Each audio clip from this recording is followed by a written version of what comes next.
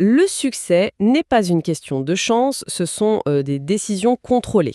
C'est une phrase qui frappe fort d'entrée de jeu.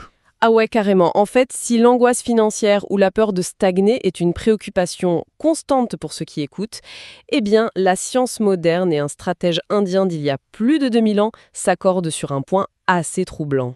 Un point qui remet beaucoup de choses en perspective, oui. Exactement. Le problème de fond, ce n'est pas du tout le compte en banque. C'est notre biologie combinée à une absence totale de stratégie. C'est fascinant de voir ça sous cet angle. Du coup, le but de cette exploration approfondie d'aujourd'hui, c'est vraiment de décortiquer cette thèse radicale issue de notre matériel source. On va voir comment ce stress écrasant qu'on ressent face à la réussite peut être littéralement reprogrammé. Et tout ça en utilisant la sagesse de Chanakya, un maître à penser de l'Inde antique. Bon, décortiquons tout ça. L'esprit humain face à l'argent et à l'avenir, il agit souvent comme un système d'alarme de maison. Un système d'alarme, hein. Ouais, genre un système dont les capteurs seraient complètement défectueux et réglés sur la sensibilité maximale. Le truc se met à hurler à la mort au moindre petit coup de vent sur une vitre ou à la moindre petite dépense imprévue. Alors qu'il n'y a absolument aucun cambrioleur dans le jardin. C'est ça. Et le résultat, c'est un état d'alerte permanent. C'est épuisant et paradoxalement, ça empêche d'agir. Ce qui est fascinant dans cette source, c'est vraiment le grand écart intellectuel qu'elle propose. C'est-à-dire? Eh bien, d'un côté, on plonge dans les neurosciences les plus modernes, dans l'étude des réactions chimiques de notre cerveau face à l'incertitude du monde actuel. Et de l'autre, on nous sert comme antidote la rigueur d'un érudit qui conseillait les empereurs il y a des millénaires. Ouais, le contraste est saisissant. Grave. Relier l'endocrinologie actuelle à des textes antiques pour traiter ce qu'on appelle aujourd'hui l'anxiété du succès, c'est une approche redoutable pour comprendre comment on s'auto-sabote. Et justement, pour comprendre la solution, il faut impérativement plonger dans les rouages de ce sabotage biologique. En fait, la source montre que cette anxiété du succès, ce n'est pas juste la peur d'avoir les poches vides. Non, c'est beaucoup plus vicieux que ça. C'est clair. C'est un spectre hyper large. C'est la terreur paralysante de l'échec, bien sûr, mais c'est aussi cette peur sourde de voir les autres prendre de l'avance, de rester sur le bas-côté, quoi. La peur de ne jamais atteindre son propre potentiel. Et face à cette pression, notre cerveau n'est pas du tout équipé pour réagir rationnellement. Ah non, pas du tout. Le mécanisme neuroscientifique est dingue. Le cerveau humain a un héritage évolutif qui se retourne contre lui. Pour l'amygdale, qui est notre centre de détection des menaces, l'incertitude est traitée exactement comme un danger mortel immédiat. Genre un vrai danger physique? Voilà.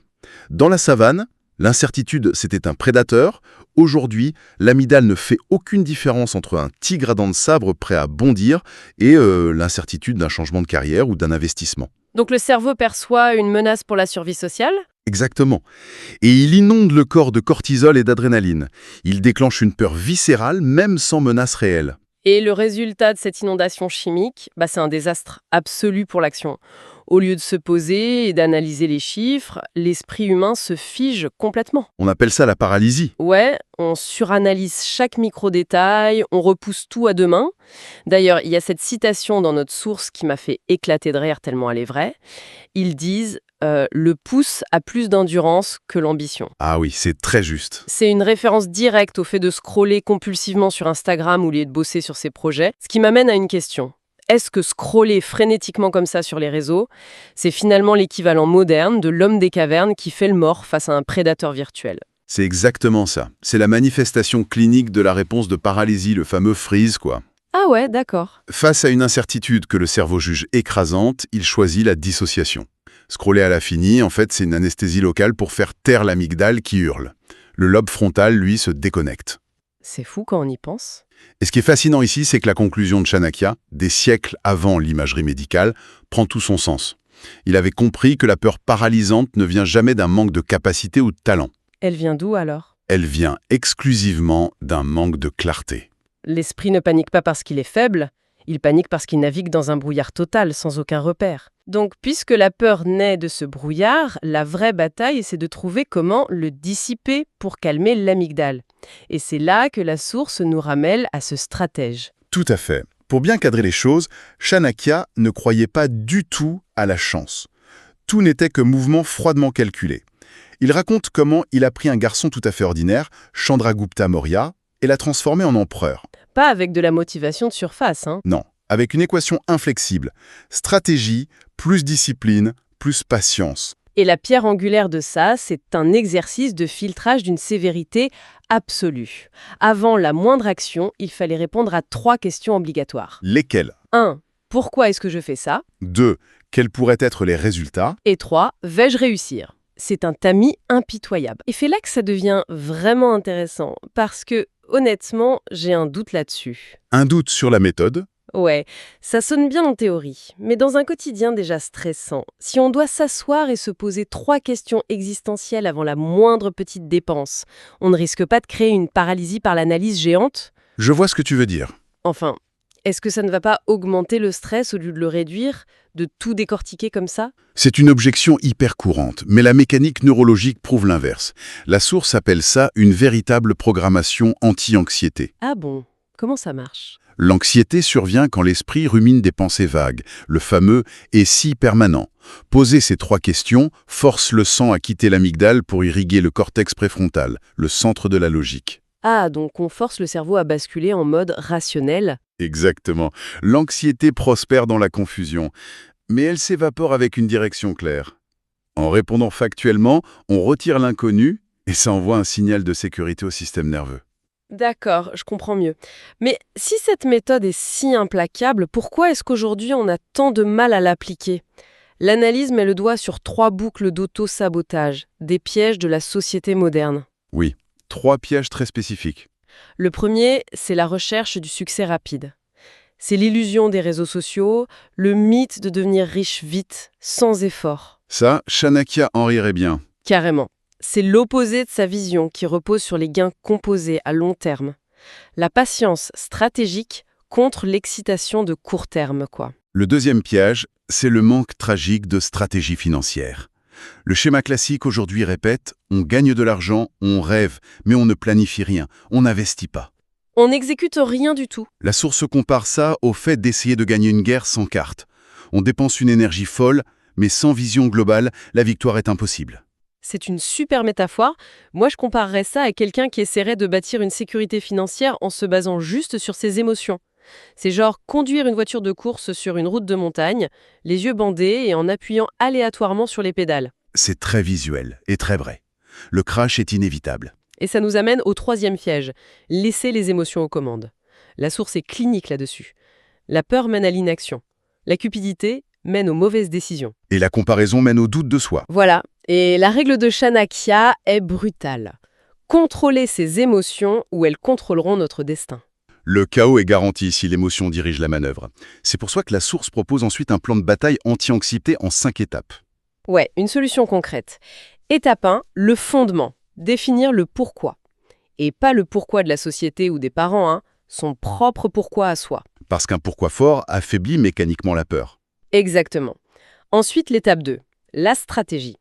Créer un système simple. Revenu, puis épargne, puis investissement, puis croissance. Et il y a ce détail clé dans l'analyse. Sur la discipline de l'investissement ? Ouais, ils disent qu'un investissement discipliné de 1000 roupies a beaucoup plus de valeur que 10 000 roupies dépensées de manière totalement émotionnelle et chaotique. La constance bat l'intensité. Ce qui nous amène à l'étape 3, la discipline. Et là, ça casse un peu le mythe du succès glamour. Ah, ça c'est sûr. Le succès, selon la source, c'est profondément ennuyeux. Suivre ses dépenses, s'améliorer de 1% par jour, c'est d'un ennui mortel. Bah oui, clairement. Mais le manque d'argent est ennuyeux aussi. D'où cette injonction géniale, choisissez votre ennui. Ça me fait trop rire ce concept de choisir son ennui. C'est un peu comme se brosser les dents, tu sais. C'est pas excitant du tout, c'est relou tous les soirs, mais ça évite un passage extrêmement douloureux chez le dentiste plus tard. C'est une très bonne analogie. C'est l'acceptation de la contrainte utile. Et pour tenir cette contrainte, il faut l'étape 4, le long terme. Remplacer la vision sur 3 mois par un système sur 10 ans. Voilà, pour tuer l'anxiété de l'urgence, le cerveau arrête de paniquer pour des résultats immédiats. Et ça prépare l'étape 5, la plus folle pour moi, le détachement. Ils font le lien avec la philosophie de la Bhagavad Gita, se concentrer uniquement sur les actions, parce qu'on les contrôle, et se détacher des résultats qu'on ne contrôle pas du tout. Si l'on relie ça à la vue d'ensemble, c'est la fameuse dichotomie du contrôle, très proche des stoïciens d'ailleurs. Et le paradoxe souligné par la source, c'est que l'obsession du résultat retarde ce même résultat. Parce qu'on stresse et on fait n'importe quoi. C'est ça. Quand on lâche prise sur l'attente immédiate, les résultats finissent par arriver plus vite. C'est hyper puissant. Et l'application de ces 5 étapes mène à la conclusion du document, qui est un changement de paradigme ultime. Ça redéfinit même le mot but. La révélation finale. Ouais, le vrai secret de Chanakya. Ni l'argent, ni la stabilité, ni le succès ne sont le véritable objectif. L'objectif ultime, c'est le contrôle. Le contrôle de ses décisions, de ses habitudes et de ses émotions. C'est ça. Celui qui maîtrise ça maîtrise son avenir. L'anxiété n'est qu'un symptôme d'un esprit sans système. Et d'ailleurs, pour illustrer cette idée de passer à l'action, la source elle-même utilise des appels à l'action très clairs. Oui, des mécaniques très modernes. Genre, ils invitent à télécharger des e-books gratuits via des liens où ils demandent de commenter le mot « strategy » en anglais pour acter cette prise de contrôle et de s'améliorer de 1% chaque jour. C'est une façon de transformer la théorie en acte concret. Ne plus être passif face à la peur. Exactement. Alors, qu'est-ce que tout cela signifie au fond? Ça signifie que posséder un système, ça transforme littéralement le stress neurologique en une véritable puissance d'action. Cela soulève une question importante sur notre époque. La clarté et la création de systèmes face à notre cerveau archaïque sont devenues vitales. On passe vraiment de la confusion et de la peur à une clarté et une confiance systémique. C'est une sacrée évolution. Et pour terminer cette plongée au cœur de nos sources, je voudrais poser une dernière réflexion ouverte, pour aller un peu plus loin. Je t'écoute. Si le contrôle absolu de nos processus et de nos émotions est la clé ultime de la richesse selon Chanakya, jusqu'à quel point l'obsession de notre société moderne pour le lâcher-prise et l'hyper-spontanéité est-elle en réalité le poison secret qui nous maintient dans la précarité financière? C'est une question qui remet beaucoup de choses en cause. Ben oui, on laisse tout le monde méditer là-dessus. À très vite pour une prochaine analyse.